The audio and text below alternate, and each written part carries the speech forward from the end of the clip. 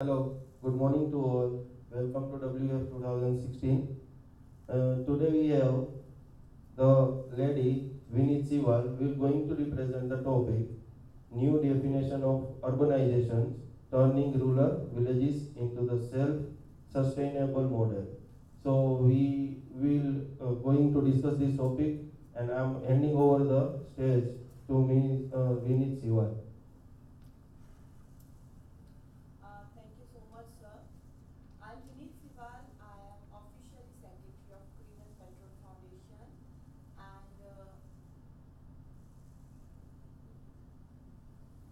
and we work for the sustainable models for the villagers. In that, we work to utilize the government policies, the policies by various ministries, various ministers, and even at the local level. Means if there is a charitable organization and they are not finding their way, so we provide the bridges between the policies and the villagers according to their need. So right now my charitable organization is working with the Honorable Dr. Sakshi Maharaj, and we have adopted so far 6 villages. So in that 6 villages we are taking care of everything like the sanitation, meditation, education part, employment, and how to provide a very good income source to the farmer. So we do the survey at the initial level that what is the thing that farmers are lacking. Is it the irrigation or is it the policies, facilities, communicative part? So we do the survey at the initial level. Second step we provide in that sustainable model is to study the area with the villagers. We go there, means our team go there, we just have a survey with the villagers that what they are lacking.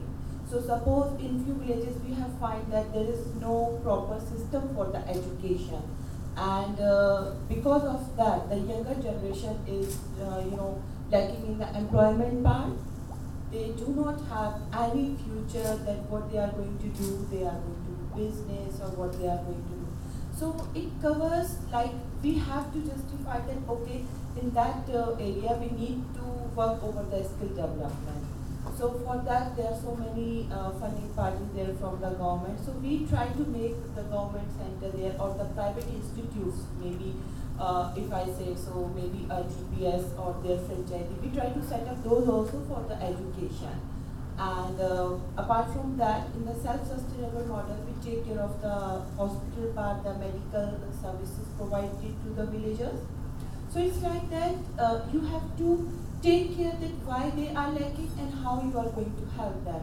So it's not that you are going to just build the roads and everything. You have to take care whether the villagers are able to travel to the nearest town. Are they getting the bank facility, ATM facility, this kind of facility to save their time. So in that we have a team for poor people who are working for this, and with that we are also getting a support from the government. So by this model we generate that okay, if we talk about the education, so when education comes, we first study that what is the ratio between the young age pupil and the girls and boys, and accordingly we proceed that whether they need a girl education or overall.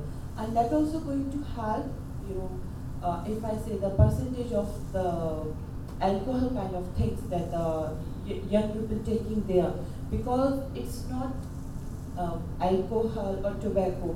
In villages we have find that they use, cough syrup kind of thing to get themselves, dizzy and just enjoy their time.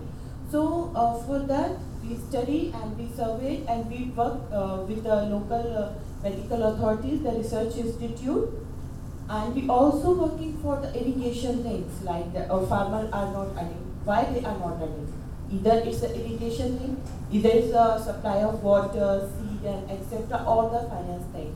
Because in some villages we have find they have everything, but they are not aware that what kind of soil they have. So they are just doing wheat. They are not aware of that in that land, apart from wheat, they can do so many things like the olive, oranges. So that is also lacking, their income, and because of that they are not earning good.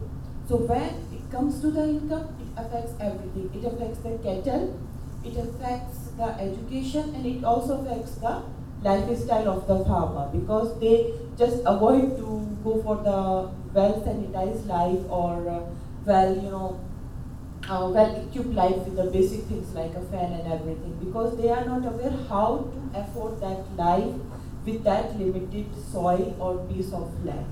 So these kind of things we working, and apart from that, if we talk about the self-sustainable model, so skill development is a very core part, because farming is something that, okay, you have to do farming at last 150 days a year, but apart from 150 days, what you are going to do? You are not earning, but your expenses are there. So for that, we also provide them skill development thing, and it's not mandatory that you are going to have a big MNC or something. It's something like that you can start small. Maybe it's pickle kind of thing or a papa kind of thing.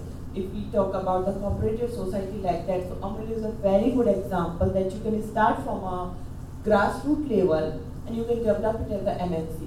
So Amul, Lajjat Papa, so these kind of things we are working. So as I said that we are working with Dr. Sakshi Maharaj, and in that area, there is a very good range of mango, and the pupil, actually that place is very close to the Lucknow. So chicken curry work, we can train them. So ladies do the chicken curry work, because the retailers and the wholesaler in Lucknow and the nearby area, they outsource their embroidery work. So we train the household ladies to do that chicken curry work, and with that they are earning good, because they know, okay, with the farming we have a limited earning. They are not able to purchase land or multiply their land. So when we provide them a skill development kind of training, they are able to earn good, because they have their skill. Maybe it's embroidery, maybe it's something that they can provide services to the nearby places. We also developing the ladies into very good and well-trained baby care. So they know that, okay, nearby places are Unnao and Lucknow, Kanpur. So they just go there and take care of the baby when their mother are going for the work. So there are so many things that you can do without the education. And that is a part that India is lacking, because in India, education and especially the degrees are so important that if you do not have 80% in your degree, so you are, people think that you are going to be nowhere. But that is not the thing. Knowledge and the education, both are different things. So we are developing a knowledgeable part of the villagers. We are not focusing over the degrees, because we can focus the degrees of the upcoming generation, but not the youngsters and the old there. So we are focusing on development of the knowledge part there, and it can go up to anything. Means it's beyond your imagination, because I have trained ladies who are very good in knitting. So now it's not they are knitting for themselves, they are making proper set and they are providing that set to the urban areas, because in urban area, if we talk about the ladies like me, we are not good in knitting, but we need a knitted uniform or this kind of dress for my baby. So now they are outsourcing this. They are knitting goods and they are selling it in the market. So it's about that how you are going to market their skill or market their knowledge. So we have almost 25 courses in that, and when we find any new thing, means somebody they say that I'm good in weaving the basket, so we provide them that kind of design and the training, so that they will sell their basket for a high rate in a mall rather than for just 10, 20 rupees in a local market. So this is going to give a very huge kind of income hike, and that is when income increase, your livelihood definitely improves. So this is the basic model we work. And hi there. Hello. So do you have any questions about that? So where does the funding of your organization comes from? Where does the funding come from? Okay, for the funding, actually, we work with as I said, we work with the government, and there are so many models of the government that they fund. Means if I said we are working for the solar panels, so my latest proposal is for 16 crore, and we are working with the NABARD. So when you take the loan, So as you guys also already working in a charitable organization, when you take a loan, there is a subsidy part. So first thing, it cut off from the operational cost. Second thing, there are especially policies for the every ground, every crowd of India when you can utilize, because suppose if I say Rajiv Gandhi Vidyutikaran Yojana, so for every state they have a fund like 2,000 crore and 3,000 crore, but whether it is going to be used, point is that. So we apply for that fund that we needed 1 crore, 2 crore, 3 crore according to the proposal, and after that, okay, we think after subsidy we have enough fund applied and we have enough fund gained, then we proceed to the grounds. So it's actually quite easy, but you must be aware of all the policies. You have to find out because government have every policy in place. So in that you have to find out, okay, for this we need this kind of policy. Because if I talk about Skill India is not a word. Skill India is a policy. They have fund for every category. They have fund for every state. They have fund for every gender. So what you are going to work, you have to find out. So if you are going to work for Himachal Pradesh and for the ladies and the ladies from the villages, so you have a specific 1,000 crores fund for yourself. But for that, you have to proceed according to the government procedure. So it's something like that. People just know the word and they say, no, Skill India is a flop. No, it's not a flop. It's up to you that how you are going to use the policies of the government. And right now, from 2014, there are almost 29 new policies developed for the India. So it's up to that. If you talk about the funded part, I apply for the fund from the government. Definitely it takes time. It takes 2 months, 3 months, 6 months. But I know that I'm going slowly, and after 4 months, I will have fund with me. I will work for the villagers. And as soon as I start working for the villagers, I apply for next policy and I start making policy. So it's not a one-day process. It definitely takes time. But when you get the fund, you also take time to, do expenditure on that fund. So it's like that. And plus, CSR is also there. So you have to find out that which company is going to support your charitable organization. Not only should the fund be enough funds, enough for the operational cost of these campaigns, but also for the employees of your charitable trust. Definitely they do. There is a part that you can deduct as an expense, like it's, I'm not sure how much because I work for a non-profit,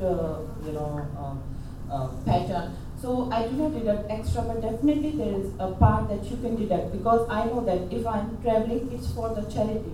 If I'm arranging a camp for the village, it's for the charity. So it's not an operational cost.